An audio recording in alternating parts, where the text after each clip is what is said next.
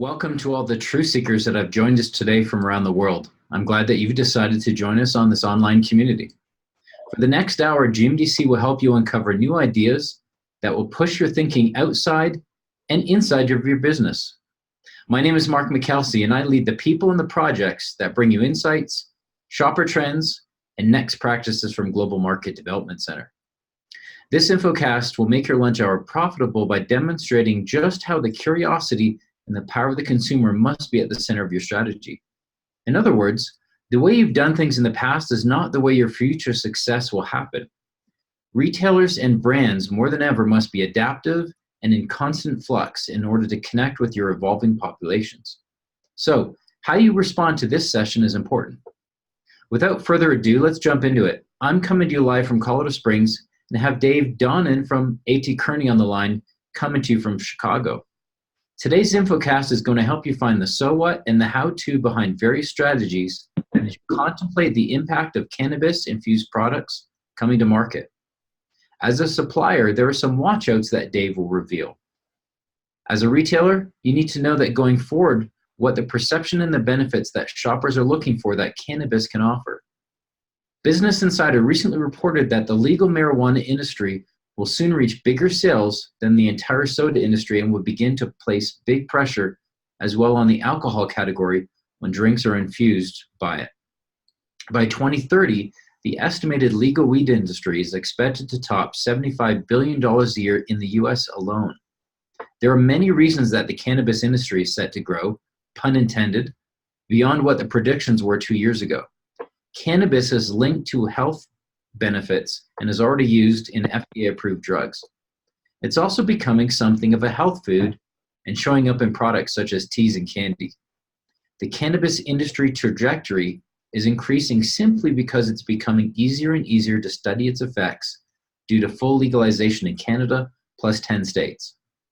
The trial data proving the efficacy of the products and the benefits is substance is winning over not only patients but also to many consumers across the nation. The acceptability is growing with many consumers as they seek out alternative treatments and methods driven by the self-care movement. As pathways are cleared by North American countries to create less regulation in recreational uses, the revenue streams will continue to grow rapidly while the first movers and their trading partners become immensely profitable. Globally, the cannabis producer can expect the worldwide economy of this market to be worth $194 billion, according to the Financial Post. So Dave is here to tell us more about the growing opportunities and consumer adoption. Dave, would you help our viewers know a little bit more about what they can expect to learn today? So today we're going to talk a bit about cannabis and what it's been used for in the industry as it's becoming legalized, and also about hemp-based CBD as we're seeing it infused in lotions, body care, beverages. What are the implications for retailers and manufacturers, and what are some of the pitfalls that we're seeing as it slowly gets legalized across the United States? Sounds great. I'm looking forward to it, Dave. Before we get started and dive in, I wish our viewers to remind you that we can take questions during or after the session by using the Q&A button at the bottom of your screen. So we'll get to those at the end of the hour. So let's get started. Back over to you, Dave. Thank you. Let me bring up my screen with my presentation on it so that we can share with everyone and make sure that goes up. Is that everything set up properly? Looks good. Thanks, Dave. Okay, thank you. So I'm Dave Donnan. I'm a senior partner with AT Kearney, a global management consulting firm. I'm Canadian. The last 2 years I've been on the board of a Canadian cannabis company. So actively involved in looking at how cannabis in Canada has gone from medical marijuana towards recreational and adult use. Also, I've been involved with a series of investors and companies throughout the United States as the rollout of medical and adult use cannabis becomes more prevalent. Recently, I was in Davos at the World Economic Forum at the Cannabis Conclave, where people from around the world, from Israel, Canada, Australia, Europe, Asia, talking about legalization around the world. This is not an effect that's just happening in Colorado, Mark, but happening around the world as well. So interesting to see how it goes. So what I want to do is just kind of go through with you and talk a bit. I'm going to do a bit of a 101 to start for those of you that are not familiar with cannabis, cannabinoids, and the various other chemicals being used. And then we'll get into specifically around retail and around the area of use for infused products and how that is being used as well. So let's just go through that. So first, a little history. Cannabis is not new. In fact, cannabis has been a medicinal product for thousands of years, used in Chinese medicine, 4000 BC. Queen Victoria used a tincture, basically drops of cannabis. It was used by the founding fathers of the U.S. All had hemp farms and were growing hemp to be used in clothing and rope and also medicinal purposes. It wasn't until the 20s and 30s during Prohibition that it became the aura of marijuana and the illegality. And we had the movies like Reefer Madness, showing people going mad by smoking reefers full of marijuana. 1937, we had the Marijuana Tax Act.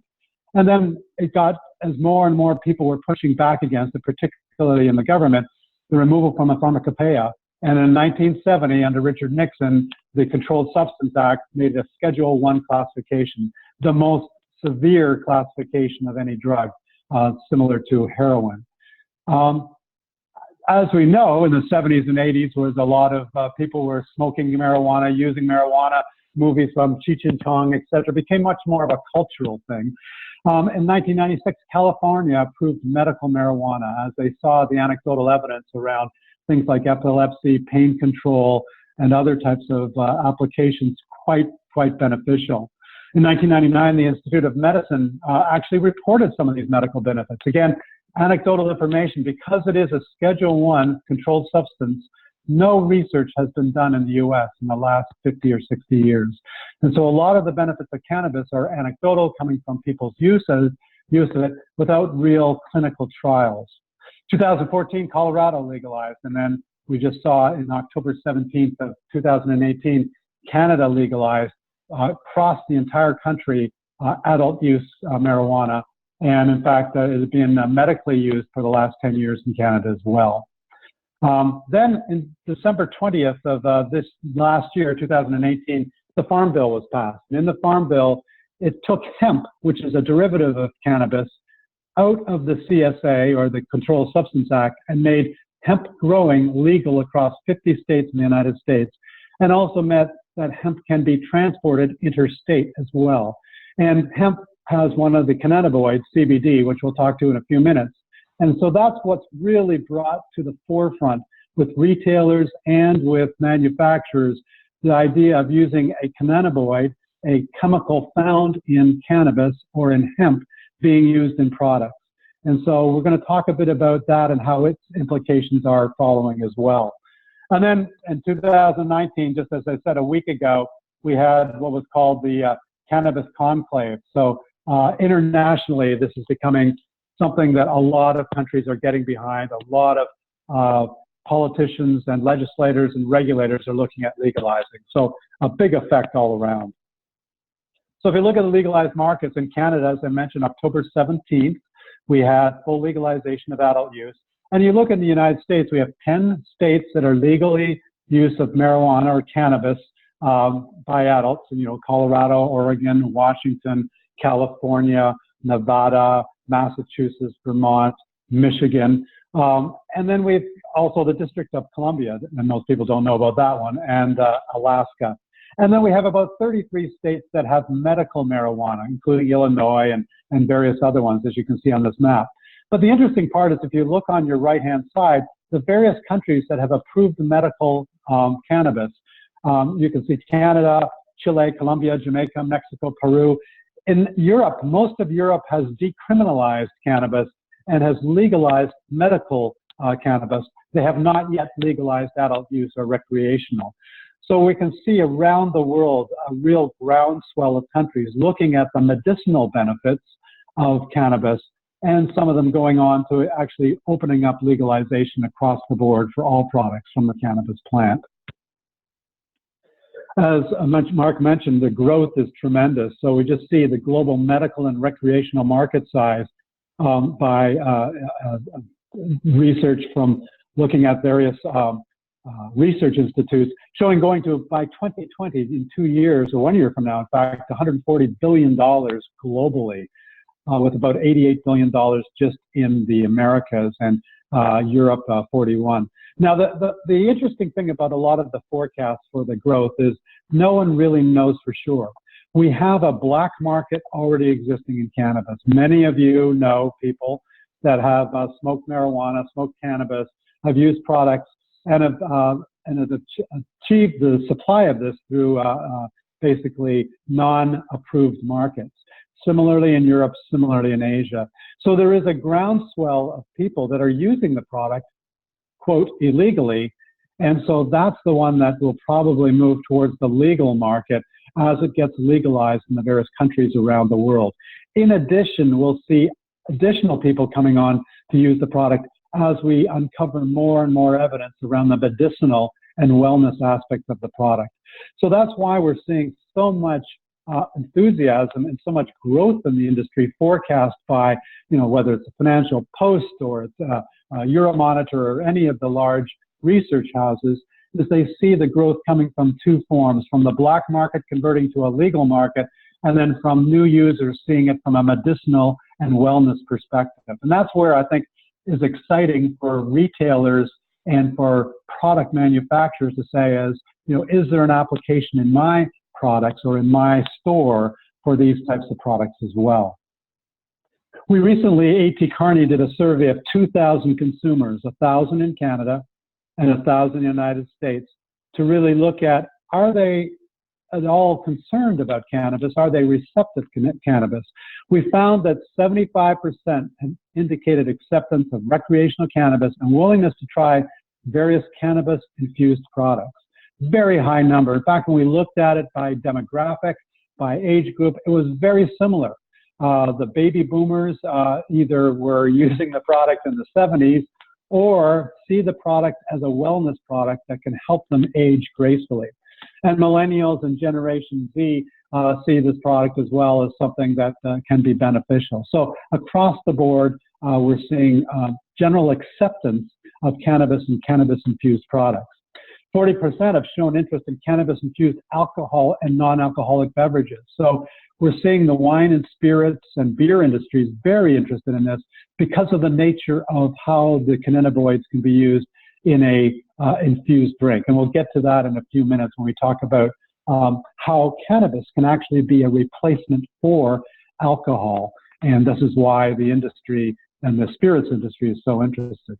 And then the level of trust and awareness of new product segments, from brewed beer to alcohol to cosmetics and skin creams, etc., all are generating an interest across many product lines and many types of retailers. So if you look at cannabis and kind of how it's being used, we know about medical cannabis, so either through clinical or drug replacement, when we have dispensaries in the 33 states that offer medical marijuana, medical cannabis. It's usually a high-potency medical product in forms of soft gels, tablets, topicals, patches, and even suppositories. And then we're seeing it with self-medication, where people are actually going in either in the medical marijuana states or in the ones that have adult use in the 10 states in the United States or all through Canada, are using it to treat mild afflictions such as anxiety, nausea, sleep issues. So the medical side is something that's really taking hold. On the other end of the spectrum is the recreational side, the euphoria. And this is usually the recreational high THC, which is a chemical compound in cannabis. And usually people are smoking it, dabbing it, vaping it, or using tinctures or drops.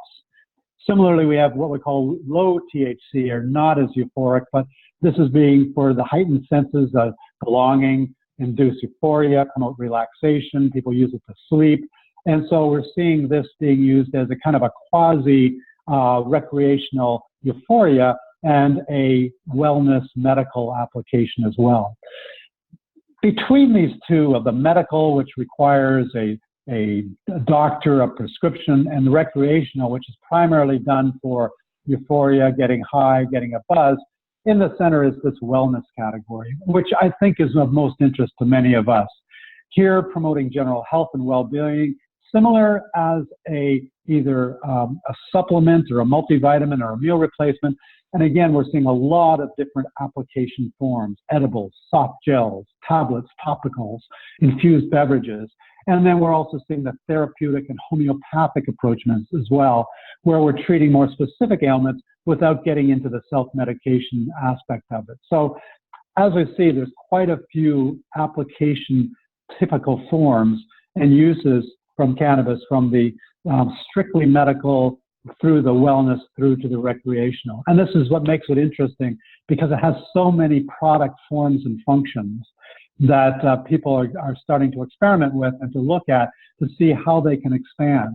When we look at this, and it's a joke kind of in the retail industry right now, where in the retail industry, if you come up with another product, a product extension, that's a big thing. And if you come up with another category, that's a huge thing. Well, this is not just another category. This is an entire aisle.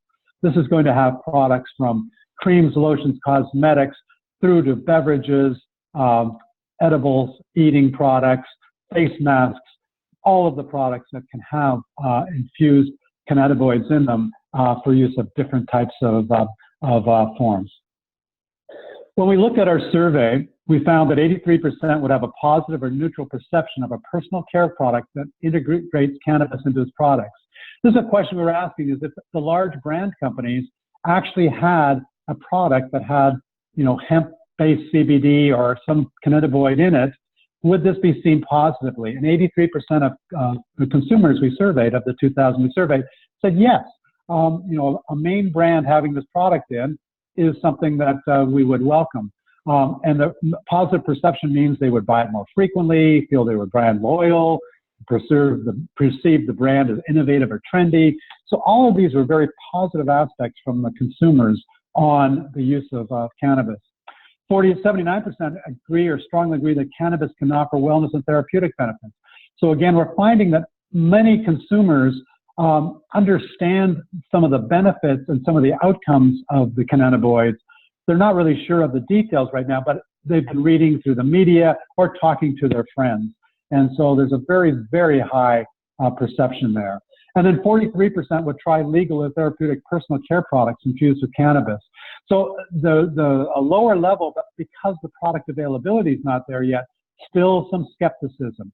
They hear about it, they know about friends, but they haven't really thought about using it personally themselves. So a lot of education is going to be needed in this whole industry as people try to understand, what does it do, how does it work, and how does it work for me?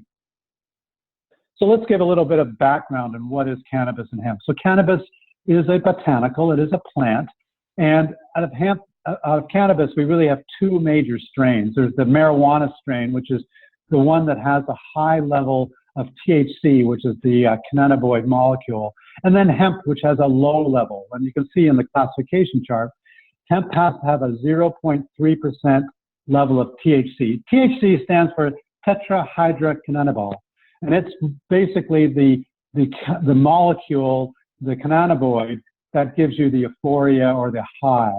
And so you'll see that there's low potency cannabis with less than 6% THC. Typical is in the 6 to 14, and then high potency cannabis, which you're seeing actually being bred in some areas, 14 to 30% THC. And what happens is that the plant itself the oils can be extracted and the concentrate extracted, so we can actually take those cannabinoids out and separate them, and separate out the hemp from separate out the CBD from the THC. CBD is cannabidiol, and it is the one that is most associated with anti-stress, anti-anxiety, anti-inflammatory, most of the medicinal side. CBD has no euphoric effect. You will not get high with CBD. So if you see something with 100% pure CBD oil in it, or hemp-based CBD oil in it, there is no euphoria. There's no high with it. If there is THC in it, there will be some level depending on the concentration of THC. So what was made legal? On December 20th, 2018, hemp was made legal across all 50 states, where cannabis is still not legal, the one that has THC in it. So hemp can be grown, and we can extract the cannabinoids from hemp. the primary cannabinoid, and there are dozens and dozens of cannabinoids, by the way. The primary cannabinoid in hemp is CBD. And so CBD, you're going to see products coming to market with CBD-infused products with what's called full-spectrum CBD, where they take the entire plant with all the other cannabinoids, CBG, CBC, CBCA, and then you'll also see isolate CBD, which is basically just taking the molecule CBD and purifying it down as well. Now, as I mentioned, December 20th, 2018, the USDA, through their Farm Bill, made hemp growing and hemp distribution legal, and CBD extraction is legal from there. However, the FDA, the Food and Drug Administration, has not released an opinion. And in fact, what they came out with is 2 days after the legislation is that, as far as they're concerned, CBD based on hemp or CBD based on cannabis, either way, CBD has not generally been approved. And in fact, it is still considered a drug. And in fact, it is still considered a Schedule I drug from their perspective. So although we can manufacture CBD products, theoretically, the FDA has not approved them, and they are not legal to sell, or not legal to sell with specific medical benefits. And one of the things the FDA has to rule on is CBD a supplement? Is CBD a medicine? And in fact, the first CBD medicine had been approved by the FDA back in September for dealing with tremors and for children with epilepsy. So there is a CBD approved FDA drug, but CBD coming from hemp, CBD coming from cannabis infused in products is still not considered legal by the FDA. And so the question then will be on how it's being enforced and how it will be used. So this is a big controversy we'll get into and talk to a bit more as well. So the cannabinoids, terpenes, and flavonoids, as I mentioned, cannabis is a biological, it's a botanical, it has a lot of different aspects to it. And so the cannabinoids are the chemicals, the molecules, CBD that I mentioned, THC, which is a psychoactive one, and then many others, CBN, CBG, etc., all having different effects medicinally and different effects on our body.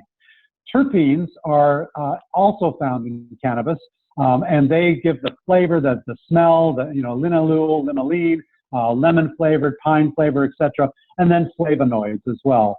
So all of these chemicals have different effects on the body, and part of it is that the human body has what's called an endocannabinoid system in it, basically a system that helps us with homeostasis, helps us with our neurons, helps us with various aspects of the body, and we naturally create cannabinoids within our body. And what CBD does is gives us a concentration of certain cannabinoids for use as well. So all of these things, as I mentioned, have not been studied over the last 50, 60 years because cannabis has been a Schedule I controlled substance. And now we're starting to see studies come forward, particularly out of Israel and out of Canada, where legalization has already occurred. And so now we're starting to see clinical studies, starting to understand how the endocannabinoid system in our body works with cannabis and cannabinoids from cannabis plant.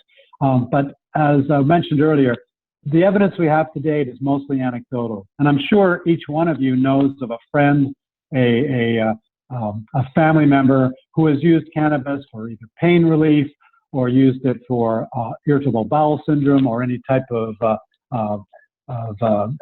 stomach issue, have used it for joint pain, have used it if they have psoriasis, or they may have used it if they have tremors or any type of seizure disorder as well. So we're seeing a lot of anecdotal evidence. A lot of people have used it on the marketplace from non-legal sources, but have shown the benefits of it as well. And so a lot of the industry is working off of that anecdotal evidence right now to try to say, what are the benefits? How is it used? How can it help out? How can it be put into products? And the regulatory industry is really trying to catch up right now to what has been a very much a ground-up approach to a new drug or a new botanical. Most of the botanicals or drugs that have been FDA approved have always been top-down of doing the research, doing the evidence, and then coming the molecule to market. Well, this product's been on the market for, as I showed, 4,000 years. and now we're just getting we have the anecdotal evidence and now trying to get the clinical evidence as well. So what are the effects? Again, these are the effects that have been shown anecdotally for CBD, pain relief, anti-inflammatory, anti-seizure, anti-nausea, a lot of different effects, and it all depends on how it's blended with other cannabinoids. And it has different effects on different people as well, and this is what we're discovering. The tetrahydrocannabinol, THC, is really the psychoactive, but also has impacts of pain relief, anti-inflammatory, anti-spasm, etc., and used in anti-nausea, particularly with people that are on chemotherapy. So these are the effects that have been reported by people using the product, and now we're seeing clinical studies in Canada, for example. They have done studies around irritable bowel syndrome and colitis and how the effect of using cannabinoids to help relieve those symptoms. They've also are looking at, with McMaster University now, of pain relief and actually looking at whether cannabinoids can be used as a replacement for opioids. So a lot of this research, again, Israel and Canada are primarily the places that it's coming from, but we're going to see more of it starting to come in the U.S. as we look at descheduling cannabis. Other cannabinoids, here's a long list. If you can pronounce them, I will give you a great reward. I can't pronounce half of them as well, but you can see that each one of these cannabinoids, in addition to CBD and in addition to THC, has certain benefits to the human body. And so right now, people are trying to find out what is the right combination of cannabinoids to really give that best benefit to our patients as they are using the product and as they are trying to find the best thing that is going to help them out as well. Here's a list come from Leafy. Leafy is a good website on all information about cannabis, but just showing all of the complexity between gastroenterology, intestinal, pain and sleep, neurological, mood behavior, and all the different cannabinoids and how they work together. And in addition, you put in the terpenes and flavonoids, the other chemicals. There is just a cornucopia of different types of applications of cannabis for the medical wellness community. And as I said, many of it is just not understood at this time to any degree. So the wellness application, as I said, the endocannabinoid system really is one that balances the function of sleep, of stress, immune function. And so CBD, the plant-derived cannabinoids, really help with our human endocannabinoid system of reducing anxiety, improving sleep quality, supporting immunity, controlling appetite, things like that. And this is what we're seeing the evidence coming across, and anecdotal evidence. In addition, canines, dogs, have a similar endocannabinoid system to humans. And so you're seeing CBD products mostly for anti-anxiety being put in pet food. Pet food is not, pets are not recommended to have any THC products, so they're not recommended to have full cannabis products. But CBD products that are helping in anti-anxiety and anti-stress are being used with pets for their endocannabinoid system as well. But you can see that there's a lot of applications, a lot of different applications that are being used by this, and we're, as said, hoping that the research will help to solidify some of these as well. As a result, we have a lot of consumer products, and there's a lot of companies right now looking at bringing out products with either hemp-based CBD to go on to the less restricted market, or a full cannabinoid system with CBD and THC to go through the states that actually have approved and legalized full adult use cannabis. So tinctures, topical creams, transdermals, inhalation smoke, vape, edibles, capsules, beverages. Down on the left-hand side, you see it's called a canna beer. And this is what the spirits companies, liquor and spirits companies, are most interested in. So think about having a non-alcoholic beer that has a THC, CBD combination into it that gives you the same buzz as beer, the same euphoria as beer, but you will have no hangover, there'll be no impact on your liver, and it has 0 calories.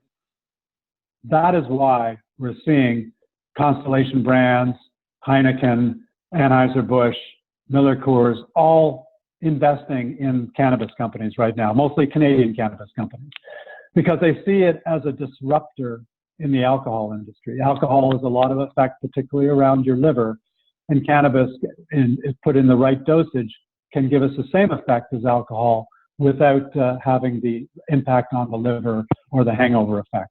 So this is an area that a lot of research is going into, trying to find not only the right dosage, but also the right flavor profile so that we can get the beers or the alcoholic drinks that we've always enjoyed having a similar version without the alcohol inside. So that's an area that I think I'm going to be watching, and many others.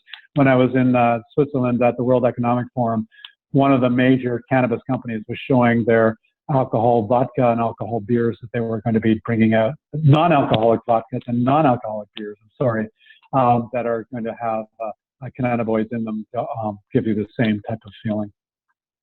So in personal care, which I think many of you would be interested in, you're seeing CBD oil-infused personal care products and creams and lotions and cosmetics, to alleviate inflammation, like shaving creams that will relieve the irritation of shaving, or relieving pain.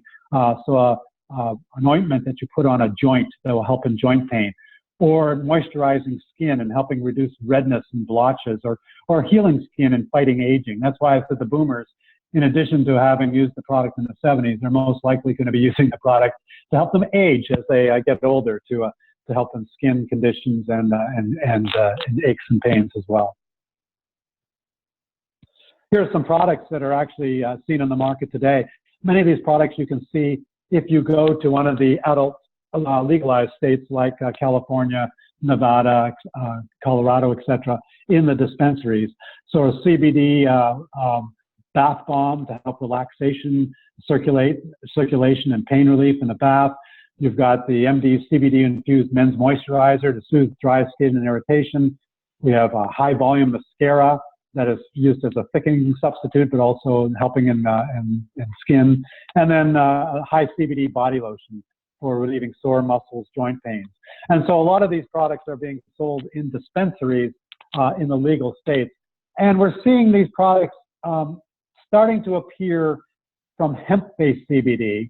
But again, with the caveat that the FDA has not ruled on it, we're seeing a bit of controversy about, can a retailer sell these hemp-based CBD products when theoretically the FDA still could shut them down or confiscate the product. So you can legally buy these products at a dispensary in the 10 legal cannabis states, because the CBD is coming from cannabis and falls under the state regulatory on cannabis. Buying these products made out of hemp-based CBD in a regular store or in a none of the 10 legalized cannabis states may come under FDA scrutiny, because it is then considered under FDA as a food and drug, and hemp-based CBD hasn't been ruled upon. So this is where the controversy comes in, and this is where some of the confusion comes in the marketplace right now. I'm sure within the next 12 to 18 months, all of this will be resolved. But right now, it is a bit of a quandary. So look at it, and infused beverages, as I mentioned, the beer and spirits industry are looking at medical cannabis or full spectrum cannabis for the sales in beer, alcohol, and wine. And we've actually seen where in states like Colorado, California, Oregon, Washington, where cannabis has been legalized, there actually has been a decrease in wine, beer, and alcohol consumption as people have moved towards cannabis, either smoking it, vaping it, or taking edibles as their replacement for these beverages. As I said, the health-conscious companies are looking at using non-alcoholic cannabis-infused products because they do not cause the same health side effects as alcohol does, in liver damage, dehydration, hangovers, and other ailments. And there's also low and no calories as well. And then hemps and hops are genetically related. There's a company in Canada that is actually called Province Brands. It's actually brewing beer from hemp. So instead of using hops, they're using hemp to actually brew beer and get the full spectrum cannabinoids into this beer product, which they're going to be releasing when Canada makes infused products and edibles legal, which should be latter part of this year. So large alcohol companies, as I mentioned, are really looking at this and trying to figure out how they can get it. So you have Canopy Growth and Constellation Brands. Constellation Brands invested $5 billion in Canopy Growth. Canopy Growth is the largest cannabis cultivator, grower, and exporter in the world. They're out of Canada, Smith Falls, Ontario. They're in 13 or 14 countries around the world now. They're exporting medical marijuana to these countries, and then they have their full cultivation in Canada under greenhouses. You have Aurora and Steam Whistle working on a beer, Southern Wine and Glaciers with Afria, Miller's Core and Hypochondria. So we've got a series of companies that are all looking at the alcohol replacement market for cannabis with infused beverages. And so this is an area where a lot of investment is made. It's been part of the reason why a lot of the cannabis companies out of Canada have had such high valuations, is where they're seeing the investments by not only spirits and alcohol brands, but other large CPG companies that are looking at it, as I said, for cosmetics, putting it in a use as a face mask or as a lotion for pain relief, or a lotion for reducing redness, etc. And then food products, primarily right now it's around CBD-infused waters. There'll be edibles like gummy bears and chocolates. But again, as I said, these are legal in the 10 states through a dispensary, but are still in a bit of a regulatory cloud with the FDA rulings right now. So these are all the areas that I think are going to be much interest, that people are following, looking at these companies. Many of them now are not only listed in the Canadian Stock Exchange, but are also, some of them are coming down into the US stock exchanges as well. In addition to these, look to Europe. Israel last week just started exporting cannabis medically to all of Europe. We're going to see many of the European states, which are now medically cannabis legal, start to go looking at adult use as well. In fact, there's 2 countries in Europe right now that are, I think, vying for the position to be the first legal adult use cannabis country, which should be coming in the next 6 months or so. So expect a lot more news, a lot more interest coming out of many of the market, as well as interest from investors as they look at this. The key holdback right now is that cannabis still, across federally, is a Controlled Substance Act Schedule I drug, narcotic. And so banking cannot get involved. Anybody that is dealing with federally licensed applications, banks, distribution companies, etc., insurance companies, cannot get involved with any cannabis. Even if it's legal in California and Colorado, they cannot get involved if they are federally licensed or federally inspected.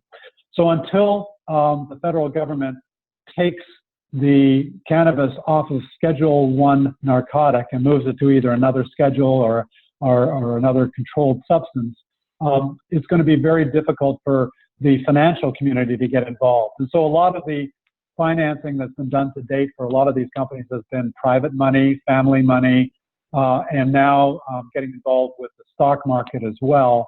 But still uncertainty due to the nature of how the Schedule I narcotic regulations impact federally inspected and federally controlled businesses. So the Farm Bill and FDA, as I alluded to already, we had the Farm Bill in December, removes hemp from controlled substances, allows commercial cultivation, allows hemp production in all 50 states, allows interstate commerce, and provides farmers access to federal resources like USDA loans and grants. So farmers are getting the benefit of that. And we're seeing a lot of farmers now looking at growing hemp and trying to find the best ways to bring that to market. The FDA response was, FDA will continue to treat cannabis-derived compounds like any other drug. And it is unlawful to introduce foods that contain CBD into interstate commerce. It is a violation of the FDCA to market CBD and THC products as dietary supplements. And FDA will take enforcement action against companies illegally selling any cannabis or cannabis-derived products are in violation of the FDCA. So pretty heavy stuff. And that's what's got a lot of people kind of sitting on the edge, not ready to just jump into it just yet, because there is still this regulatory cloud sitting on top of things, and really the FDA has not ruled about cannabis or even hemp-based CBD at this point. But hasn't stopped retailers from getting involved. Look, in Canada, see Shoppers Drug Mart, the largest drug chain in Canada, is going to start selling medical marijuana online. They have their dispensary license. And if you go onto Amazon and just type in CBD products, over 1,000 products are being listed there, from gummy bears and lotions and body lotions. So there's obviously a market there. It's just not mainstream yet. And so it's interesting to see how this evolves and how the FDA starts to manage this as well. You know, we're seeing others outside of consumers are looking at different areas like HelloMD to try to understand the cannabinoids and how they work. As I mentioned, Shoppers Drug Mart with medical marijuana, and 7-Eleven has brought in some hemp-based CBD products as well, or looking at introducing them. What we're finding with many retailers is they may bring like one SKU or two SKUs, primarily a lotion or a body lotion or something like that, just to try it and really promote it as a hemp-based product rather than as a CBD-based product, so that they are not trying to promote the medicinal benefits and then have FDA not smile upon them, but looking at using it as hemp and having consumers' understanding of hemp and CBD from other sources understand what it could be the benefit. So just selling it as a full-spectrum hemp or a hemp-infused product is particularly what Europe is doing now. Many of the drinks that are CBD infused in Europe now are just called hemp-infused drinks and not trying to allude to CBD or any medical benefit at all. For product companies, you know, you need to look at sourcing high-quality CBD oils and concentrates if you're looking at it. One of the things will be, even though hemp is legal, it's not been a crop that many people have grown for the last 50 years. So there's a learning curve here. It'll take 12 to 18 months for farmers to get the right quantity, the right quality, the right CBD concentration in their hemp crops. So there will be a shortage of hemp oils and hemp concentrates. Right now, you can import them from Lithuania and Poland, where there's high quality organic CBD products, as well as Canada. So finding the right oils is going to be critical for you.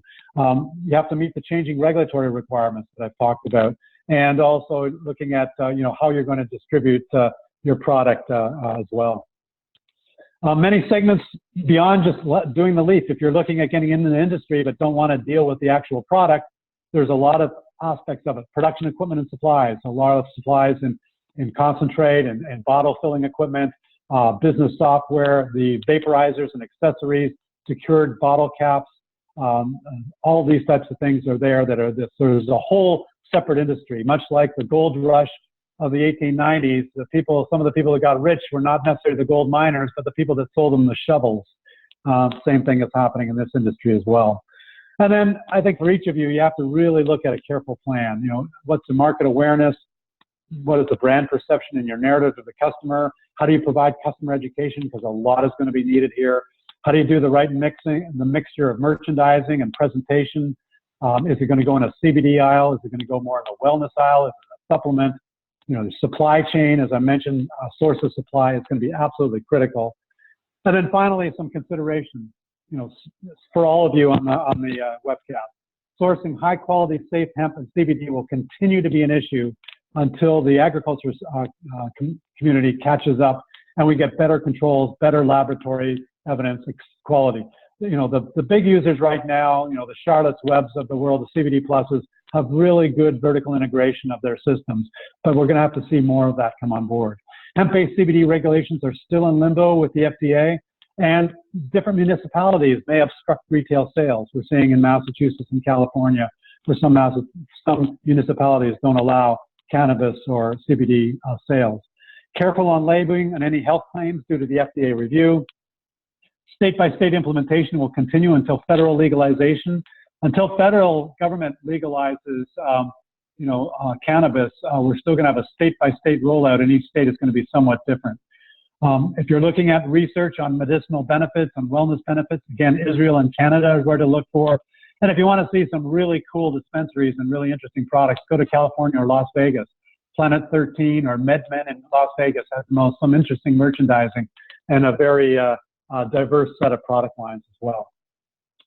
So finally, this barcode, if you point your smartphone to this barcode in camera mode, it'll automatically take you to the AT Kearney website where you can download our research paper called The Next Gold Rush, Cannabis and Consumer Products.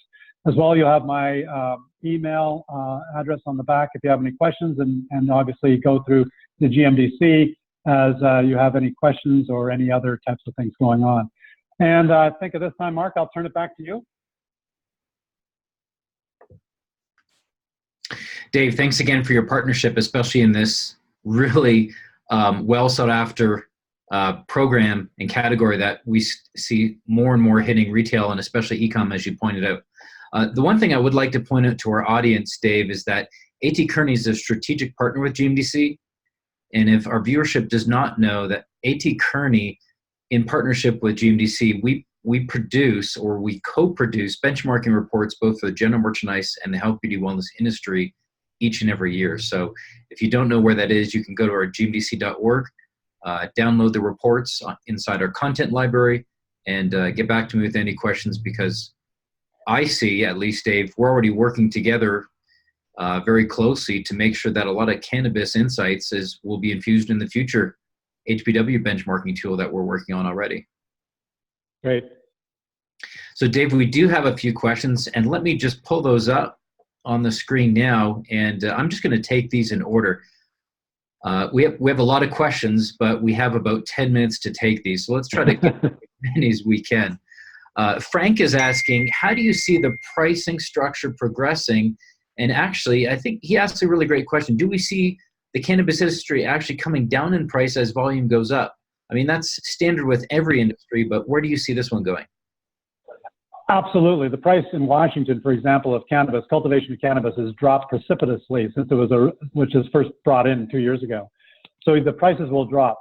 The other side is, as we see worldwide cannabis becoming legalized, and as we see we're able to import and export, cannabis is a tropical botanical. And so what we're seeing right now is countries like Uruguay and Colombia putting major money into cannabis growing technologies.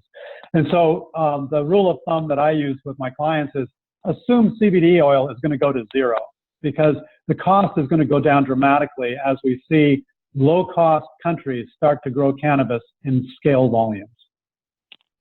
Interesting. Donna is asking, I think this is referenced back to about halfway through. She's saying, are you sure that Perricone products and the Milk Makeup Mascara really have CBD? She was under the impression that it had hemp seed oil and not CBD. Yeah, I'm not familiar with those products directly, but hemp seed oil is different than full spectrum hemp, and it may not contain CBD. It may just be a derivative of that, but you can research, go onto their website, Google it, whatever. I'm sure that some products will have either very low amounts of CBD or none at all. And what's called full spectrum CBD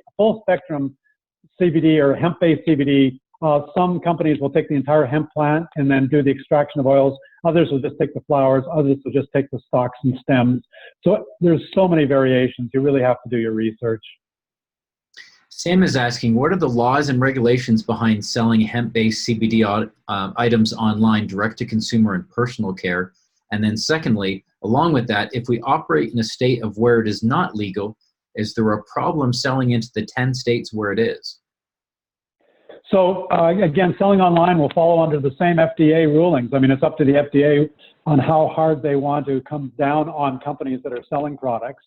And we've heard anecdotal evidence again that they have closed down some retailers that have been a bit too egregious on selling the medicinal benefits of CBD.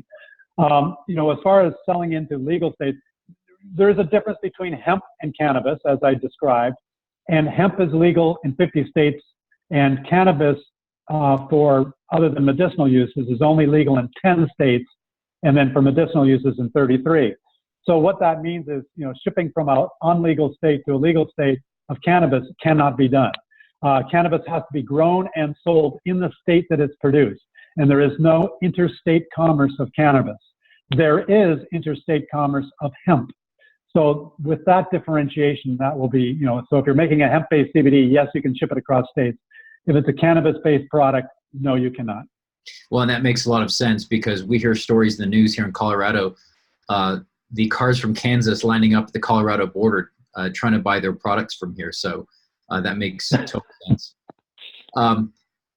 Dave, Laura's asking, can you speak towards the effectiveness of topical CBD? And Dave, you and I were speaking about that shortly before we began hosting this in regards to what are some of the effects of that versus on the body versus in the body. So I think that's an interesting question. Laura's also asking, I've heard that there are some issues where topicals are not absorbed as well as tinctures or other oral-based forms. Can you speak to that? Yeah, and again, I'm not a doctor and I'm not a pharmacologist, so I can't give you any advice on it. But hearing anecdotally, yes, some of the topicals will work, particularly when there is skin irritation or skin-based aches and pains. Each one has what's called an onset and a duration. So if you look at the various forms of how you ingest cannabinoids, you can ingest them by putting them on your skin, and they get absorbed quickly, but they may have less of a length that they can stay. Tinctures, which you may put the drops in your mouth or under your tongue, or sublinguals will have a faster effect because they go into the bloodstream faster. So the ones that take the slowest to absorb are edibles when you digest them. So that's why people get in trouble with edibles. They'll have a gummy bear and they'll wait 30 minutes and nothing happens. So they'll have another gummy bear and then they'll wait 30 minutes and nothing happens. Usually through ingestion, it takes between 90 minutes to 2 hours. And so what will happen is people will have 2 or 3 gummy bears or 2 or 3, cannabis-infused chocolates, and all of a sudden they're kind of on the floor. They're just, zonked out at that point in time because they've taken too much. And as a result, they're just, sleepy or whatever. So the different types of applications are really depending on you as a person, your body weight, how susceptible you are to different drugs. It's also dependent on the type of thing that you're trying to solve for. Is it pain? Is it anxiety? Is it skin irritation? And the type of way that you're putting it on, tinctures, sublinguals, etc. So again, there's no clinical things. There's a lot of good anecdotal. If you're buying a product and you're in one of the 10 legalized cannabis states, go in and talk to your bud tender in the dispensary. They're usually the best source, or talk to a medical pharmacologist who specializes in cannabis. Excellent. Well, Dave, thanks again for your time today. I want to be sensitive to your time as well as our viewers' time. We're just a few minutes before the top of the hour, but thanks again for your partnership. And I'd also like to let our viewers know that this Infocast and all future Infocasts will be up on our archive. This recording is being produced right now inside our GMDC office and should be up online within 72 hours. So please come back to GMDC Connect and you'll be able to watch this Infocast. As well, we've had a number of questions coming through. Is this presentation available? Yes, it is. On one of the last slides that Dave was presenting, he gave his contact information. Feel free to reach out to him or myself at markm@gmbc.org, and we'd love to connect you to ATK or others inside that organization that can help you in this narrative. And in addition, if you're not already a member, I'd love to talk to you or other associates inside GMDC in regards to how we can begin to help transform your business by connecting you to the right retailers or suppliers. So thanks again, Dave, for your time today. We appreciate it. Thank you. All the best. And again, back for more information, please contact me at markm@gmbc.org. And I'd love to help you find opportunities to get your company exposed to the decision makers that can really change your business. Thanks again for joining us. Please look out on our GMDC Connect calendar for future Infocasts coming up throughout the spring. And we'd love to continue to be in your living room or your office and provide insights that can really change your business. Thanks again for joining us. Thank you.